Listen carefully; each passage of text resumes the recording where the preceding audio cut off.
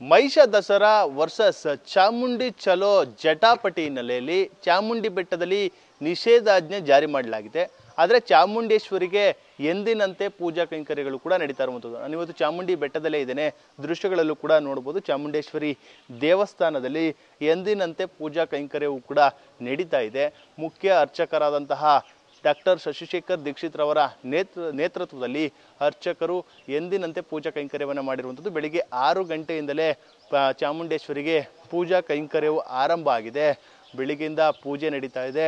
8 ಗಂಟೆಗೆ ಮಂಗಳಾರತಿಯು ಕೂಡ ನಡೆದಿರುವಂಥದ್ದು. ಆದರೆ ದೇವಸ್ಥಾನಕ್ಕೆ ಏನು 144 ಸೆಕ್ಷನ್ ಜಾರಿ ಹಿನ್ನೆಲೆಯಲ್ಲಿ ಭಕ್ತರಿಗೆ ನಿರ್ಬಂಧವನ್ನು ವಿಧಿಸಲಾಗಿದೆ.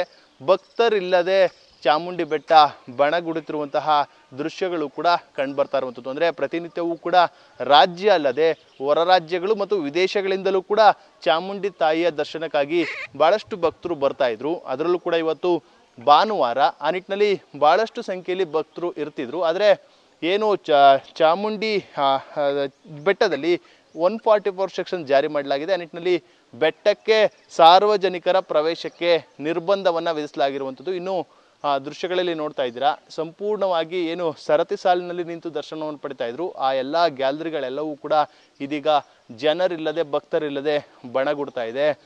ಆದರೆ ಎಂದಿನಂತೆ ಪೂಜಾ ಕೈಂಕರ್ಯವೂ ಕೂಡ ನಡೀತಾ ಇರುವಂಥದ್ದು. ಸದ್ಯ ಚಾಮುಂಡಿ ಬೆಟ್ಟದ ಈ ಒಂದು ವರದಿ ಈ ರೀತಿ ಇರುವಂಥದ್ದು. ಸದ್ಯದಲ್ಲಿ ಈ ಪರಿಸ್ಥಿತಿ ಚಾಮುಂಡಿ ಬೆಟ್ಟದಲ್ಲಿದೆ.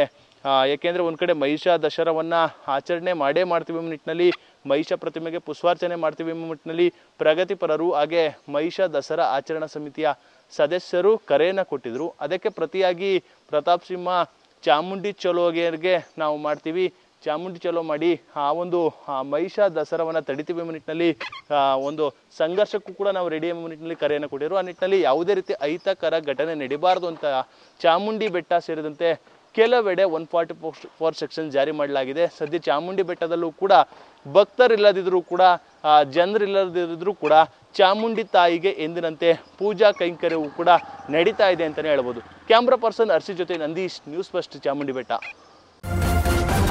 ನ್ಯೂಸ್ ಫಸ್ಟ್ ನಿರ್ಭೀತಿಯಿಂದ ನಿಮ್ಮ ಪರವಾಗಿ.